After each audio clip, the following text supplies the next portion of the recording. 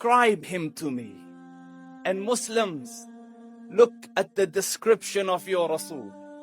And for some, this would be the first time you hear what your Prophet looked like. I saw a man of striking appearance.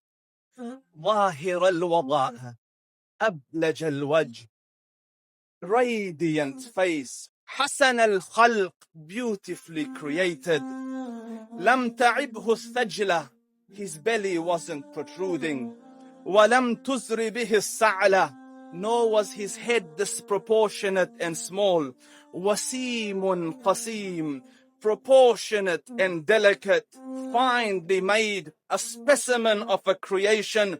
في عينيه دعج, in his eyes there was a contrast. The dark was immensely dark. The white was excessively white. وفي أشفاره وطف, and his eyelashes were long. وفي صوته صهل, and in his voice was a natural echo. وفي عنقه سطع, and his neck was elegantly long. وفي لحيته كثافة, his beard was full and thick.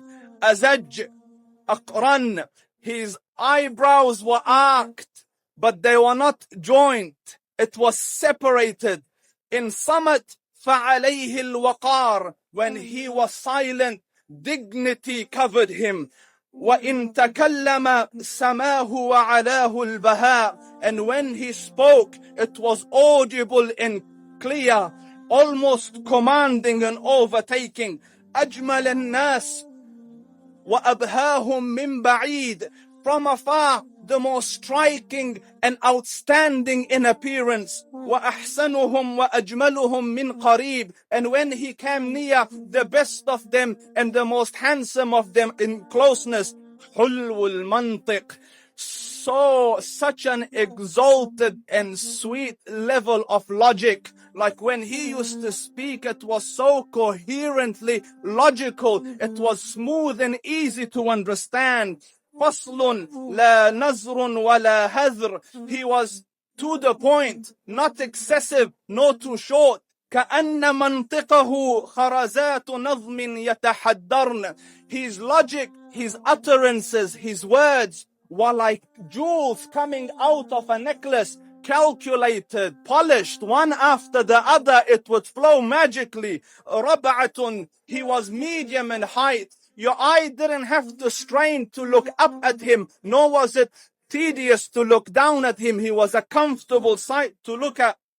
له رفقاء يحفون به, he had friends, the people that were with him, they were working around him to try to serve and protect him. إن قال سمعوا لقوله, when he used to say something, they used to hearken to what he used to say. وإن أمر تبادروا إلى أمره, when he commanded, they used to compete to fulfill the command. This is Muhammad Rasulullah. This is Muhammad Rasulullah. Anas ibn Malik says, he says, I came out one night, it was the full moon night.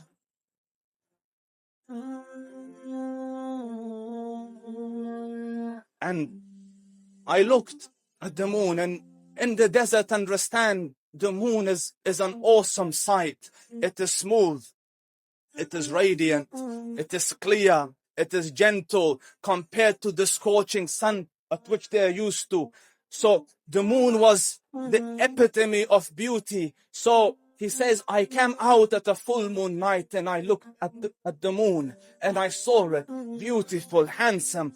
So I said, let me go see if the moon is more handsome or my prophet is more handsome. Let me see if that is more beautiful or the prophet is more beautiful. So I went and I saw him standing afar. So I looked at his face and I looked at the moon and I looked at his face and I looked at the moon and I looked at his face and I looked at the moon, and he said, Wallahi, he was more handsome than the moon in its entirety. That is just the look of your Rasul. Aisha radiyallahu anha says, I was sewing with the needle. My needle dropped in the dark. I couldn't find it. I said, Ya Rasul, I can't find it. He moved his face close, and I swear, out of the radiance of his face, I found my needle. And The Prophet sallallahu alaihi wasallam was mind-bogglingly handsome, but his handsomeness was covered with waqar in jalal and hayba. The Sahaba say, when we used to sit at his feet, two feelings conflicting would come on the heart. The first one, you wanted to look at him.